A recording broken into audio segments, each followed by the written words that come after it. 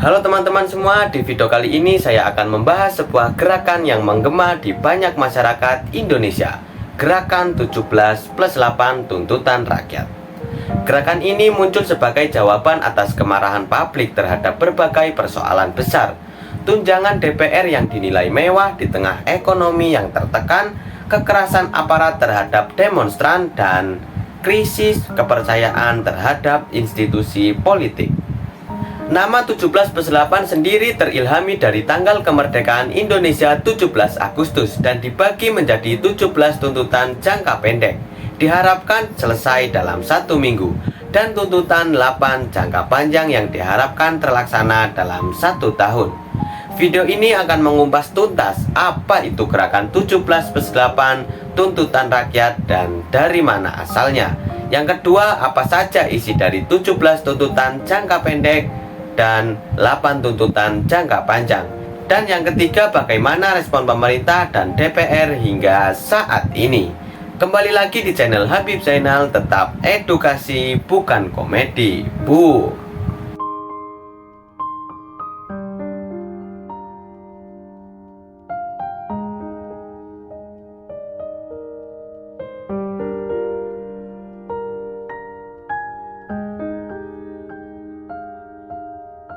Yang pertama, latar belakang gerakan. Awal krisis muncul ketika DPR kembali menjadi sorotan publik karena rencana kenaikan tunjangan dan fasilitas anggota yang dirasa tidak pantas di tengah tekanan ekonomi rakyat.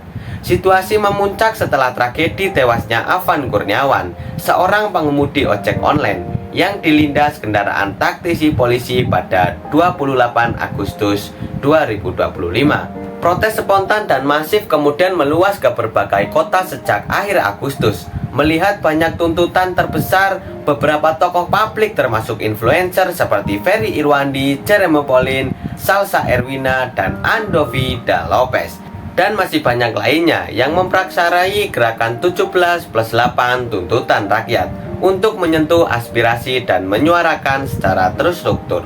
Yang kedua, formulasi dan isi tuntutan. Yang pertama, pembentukan gerakan. Pada 1 September 2025, 17+8 tuntutan rakyat secara resmi dirilis sebagai rangkuman dari lebih 211 aspirasi lembaga masyarakat, aktivis, dan akademis. Yang kedua, 17 tuntutan jangka pendek yang 1 minggu selesai paling lambat 5 September 2025. 17 tuntutan ini diantaranya kepada berbagai pihak pemerintah, presiden, tarik TNI dan pengamanan sipil, bentuk komisi investigasi independen atas kekerasan aparat terhadap demonstran, seperti kasus Afan Kurniawan dan Umar Amiruddin. DPR membekukan kenaikan gaji dan tunjangan, batalkan fasilitas baru, buka transparansi anggaran, dan dorong Badan Kehormatan dan KPK menyelidiki anggota bermasalah. Partai politik, sanksi kader DPR tidak etis, umumkan komitmen berpihak pada rakyat, ajak dialog publik dengan mahasiswa dan masyarakat sipil. Selanjutnya, Polri, bebaskan demonstran, hentikan kekerasan dan patuhi SOP, adili petugas pelanggaran HAM dengan transparan. Selanjutnya, TNI, kembalikan ke barak, cegah intervensi terhadap Polri, nyatakan tidak merengsek ke ruang sipil saat krisis demonstran. Selanjutnya, Menteri Ekonomi dan Tenaga Kerja, jamin upah layak, cegah PHK massal, bukan dialog dengan serikat buruh soal UMK outsourcing. Semua tuntutan ini ditargetkan diselesaikan dalam 1 minggu, tepatnya sebelum 5 September 2025. Terus tuntutan jangka panjang yang 1 tahun selesai paling lambat 31 Agustus 2026. Tuntutan struktural berjangka panjang yang harus dicapai dalam 1 tahun meliputi yang pertama, audit independen DPR, hapus privilege atau pensiun seumur hidup, pengawalan khusus, pajak ditanggung APBN, dan terapkan KPI ketat saat seleksi anggota. Yang kedua, reformasi partai politik dan perkuat fungsi oposisi. Partai wajib publikasikan laporan keuangan dan DPR jaga keseimbangan eksklusif dan legislatif. Yang ketiga, rencana reformasi. perpajakan lebih maju, tinjau kembali aliran dana APBN, batalkan kenaikan pajak yang membebani rakyat. Yang keempat, segera sahkan UU perampasan aset koruptor dan perkuat KPK dan UU Tipikor. Yang kelima, reformasi kepolisian. Revisi UU Polri, desentrasi fungsi Polri, ketertiban, keamanan, lalu lintas dalam 12 bulan. Yang keenam, pastikan TNI kembali total ke barak, cabut peran sipil, termasuk di proyek seperti food estate. Revisi UU TNI. Yang ketujuh, perkuat Komnas HAM dan lembaga pengawas independen. Kuatkan Ombudsman dan Kompolnas.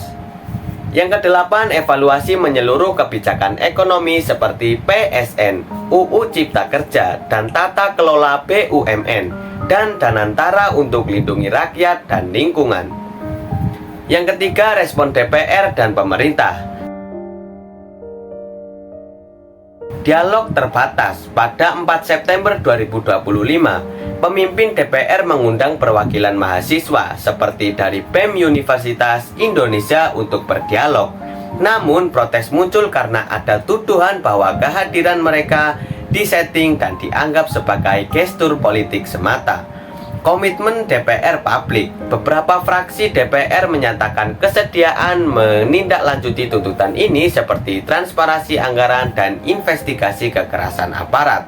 Sejauh ini masih belum jelas seberapa jauh implementasi 17 tuntutan jangka panjang yang telah berlangsung.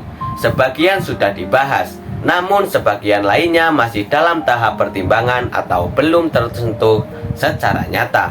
Yang keempat, refleksi dan kritik. Kekuatan simbolik. Nama 17+8 menyuarakan semangat kemerdekaan simbolik dan mudah diingat, memperkuat efek viral di media sosial. Terus para influencer publik, Jeremy Pauline, kolega, mampu merangkum aspirasi ribuan orang dalam waktu singkat sebagai bentuk aktivis digital yang efektif. Resiko dan gestur politik. Dialog DPR dinilai banyak pihak masih sebatas simbol, belum menunjukkan komitmen nyata terhadap perubahan struktural. Terus tantangan implementasi. Banyak tuntutan jangka panjang membutuhkan perubahan regulasi dan politik yang mendalam. Ini menuntut keseriusan narasi dan konstitusi. Terus pelajaran demokrasi. Gerakan ini menunjukkan masyarakat ingin diperhitungkan dalam kebijakan melalui dialog yang terbuka, bukan hanya diwakilkan oleh lembaga. Gerakan 17+8 tuntutan rakyat bukan hanya suara biasa. Ia mencerminkan kebulatan suara rakyat yang menentukan transparansi, keadilan, dan reformasi institusi. Dari 17 tuntutan jangka pendek hingga 8 tuntutan jangka panjang, semua menyasar aksi sistemik demokrasi Indonesia. Meskipun telah terjadi dialog terbatas dengan DPR, sejauh ini belum terlihat realisasi konkret terhadap semua aspirasi.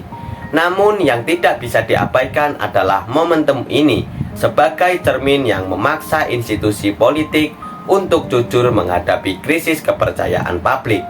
Demokrasi sejati bukan hanya soal pemilu, melainkan tantangan partisipasi aktif, akuntabilitas, dengan reformasi institusi. Semoga suara 17+8 menjadi katalis bagi perubahan nyata. Terima kasih sudah menyaksikan. Jangan lupa like, share, dan tulis pendapat kalian di kolom komentar. Bagaimana menurut kalian? Harapan gerakan ini bisa tercapai. Sampai jumpa di video selanjutnya.